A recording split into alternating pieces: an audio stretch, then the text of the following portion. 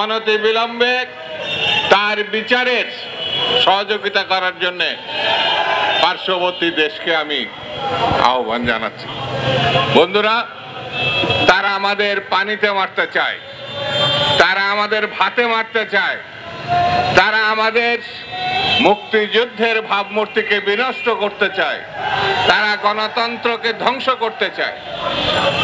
এই যাদের চরিত্র, তাদের সঙ্গে আমাদের চলা কতটাই যে কঠিন, কতটাই যে ভয়ঙ্কর, এটা ব্যাখ্যা করার অবকাশ রাখে না। আমাদেরকে ঐক্যবদ্ধ থাকতে হবে। একমাত্র এই দক্ষিণ পূর্ব এশিয়ায়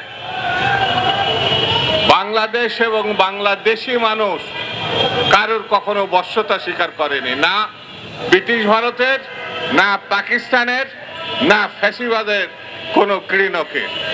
এই অঞ্চল সেই অঞ্চল যারা নিজের স্বাধীনতা, নিজের স্বকীয়তা, নিজের জাতীয় বৈশিষ্ট্য রক্ষা করার জন্য বারে বারে বিদ্রোহ করেছে, বারে বারে তারা বুকের রক্ত ঢেলে দিয়েছে।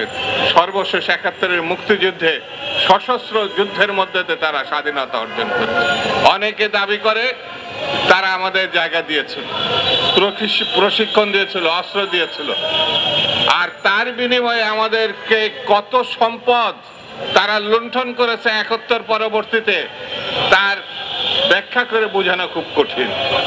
এত সম্পদ স্বাধীনতা পরবর্তী সময় ট্রাকে ভরে, মিল, তার যন্ত্রাংশ, তার সম্পদ, খাবার দাবার, যে সময় আমাদের খুব বেশি প্রয়োজন ছিল, তখন বর্ডারের ক্রস করে তারা নিয়ে চলে গেছে। সেই জন্য আমাদেরকে এই দেশ সম্বন্ধে, এই ভূখণ্ড সম্বন্ধে, এই দেখেন গণঅভ্যুত্থানের ১ বছর আগে হওয়ার পরে সারা বিশ্বে তারা প্রচার করেছিল এখানে নাকি হিন্দু সম্প্রদায় নিরাপদ না।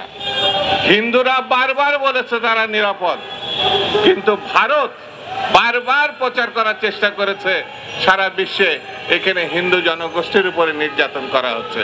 কিন্তু ১ বছরের মধ্যে এটা প্রমাণিত হয়েছে এই দেশের মানুষ, হিন্দু, মুসলিম, বৌদ্ধ, খ্রিস্টান, সবাই শত শত হাজার হাজার বছর থেকে পাশাপাশি বসবাস করছে।